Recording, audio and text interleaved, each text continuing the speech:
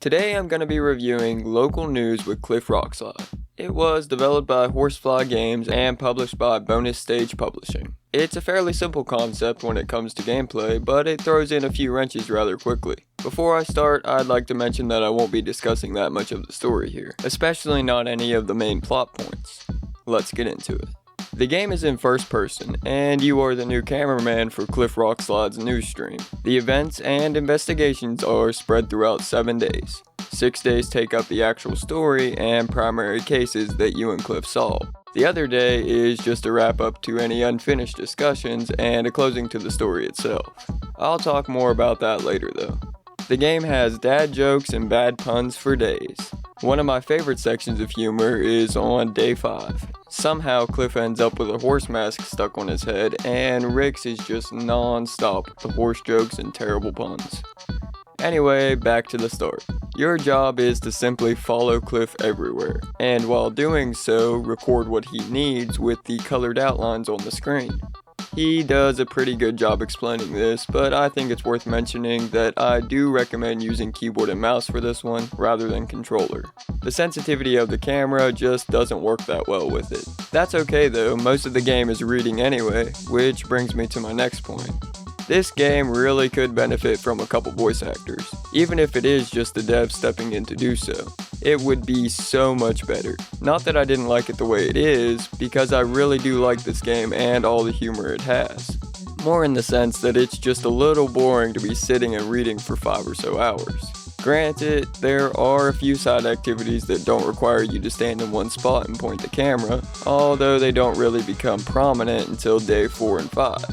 One of them is a fetch quest section that is highly humored, with Cliff actually complaining about there always being 3 quests and 3 items. It is pretty funny and it definitely got me laughing.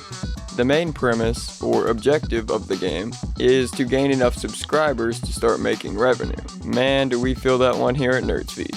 Anyway, you get new subs on the game by completing the news broadcast sections, with perfect precision when it comes to the camera.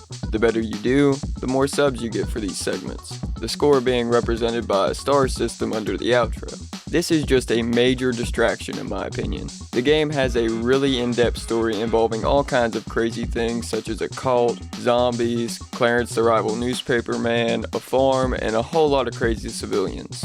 Later you also get subs for completing side activities, like on day 3 when you get to the farm. If you go over beside this barn, you can pick up a quest with a few subs as a reward. All you have to do for this one is to find his pet penguin, so don't prioritize the camera and forget to read the story. I did that a few times and missed some really good stuff, so please read along as well if you decide to play it. Well, I've been all over the place with this one. Sorry about that guys. The game is kinda all over the place too, literally and metaphorically. Let's talk about a few of the characters for a bit. The first you meet is Cliff, your boss, and the anchorman himself. He's a pretty out there kind of guy, constantly over-dramatizing everything, including the good things. What I mean is he can turn a rock into an asteroid when it comes to a story, but that's what leads the entire game to its conclusion, so I really like his character arc and his overall development and outcome. Rix is the next most prominent character in the game. She's an officer for the local police station in Sun Valley, and she plays a huge role in Cliff's change throughout the game.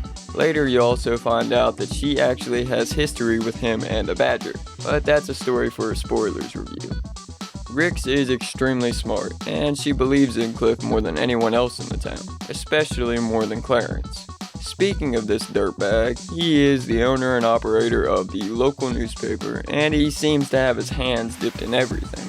Being that he's the money man of the town though, it's not that surprising. I really want to talk about his big exit, but it would ruin the surprise at the end. So I'll just tell you to make sure you pay attention to the text if you play it. You don't want to miss a thing. The last set of characters is Cliff's family. That's not all the characters, but it's all I'm willing to discuss to avoid, you know what I'm about to say. Anyway, the family runs the Beaverton farm. They grow some enormous veggies, but I'm not going to say any more than that when it comes to the farm itself. Each of Cliff's siblings try to keep friendly and stay in contact with him.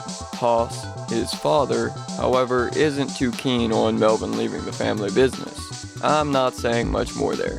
The twists and turns of this story are just way too good to ruin.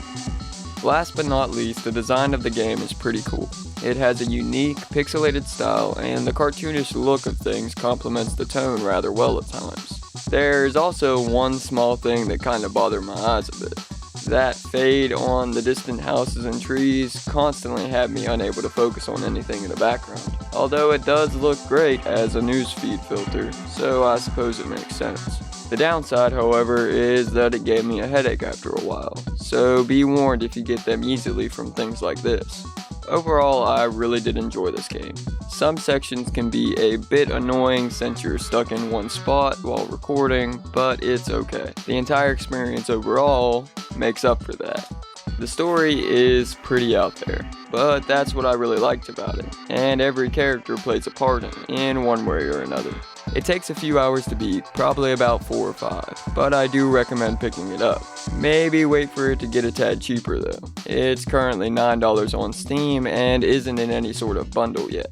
I hope you enjoyed the review, and for more news, reviews, or whatever we choose, stay tuned to Nerdsfeed.